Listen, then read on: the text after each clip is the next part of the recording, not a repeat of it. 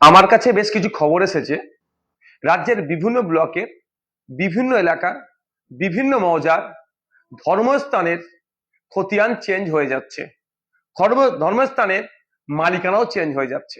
যেমন মন্দির, মসজিদ, ঈদগাহ, কবরস্থান, শ্মশান, গুরুদুয়ারা, চার্চ, যারা আছেন, যারা দেখভাল করেন, তাদের উদ্দেশ্যে আমি বলবো এগুলোর একটু সার্চ করে দেখে নিন, সার্চিং করে দেখে নিন যে মন্দিরের জায়গাটা ঠিকঠাক আছে না 1 নম্বর খতিয়ানে চলে গেছে, মসজিদের জায়গা ঠিক আছে না 1 নম্বর খতিয়ানে চলে গেছে।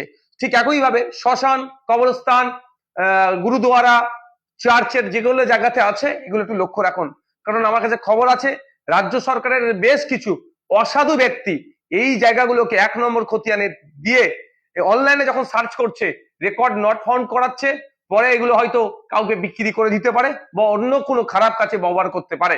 তাই আমি অনুরোধ করব সর্বধর্মের মানুষের কাছে, আপনাদের ধর্মস্থানগুলোকে সুরক্ষিত রাখুন, আপনাদের ধর্মস্থানের কাগজগুলোকে একবার ভেরিফাই করে নিন।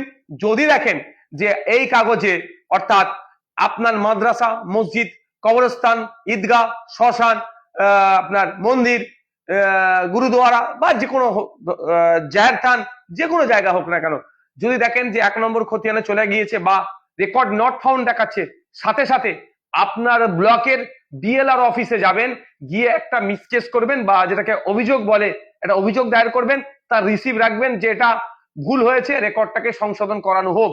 এই কাজটা ইমিডিয়েট করুন। অন্যথায় রাজ্য সরকারের বেশ কিছু অসাধু মানুষজন আছে, তারা এটা খারাপ ইন্টেনশন নিয়ে, ব্যাড ইন্টেনশন নিয়ে এই ধরনের কাজগুলো করছে, যা পরবর্তীতে ধর্মস্থানের মর্যাদা, সম্মান কিন্তু অক্ষুণ্ণ নাও থাকতে পারে।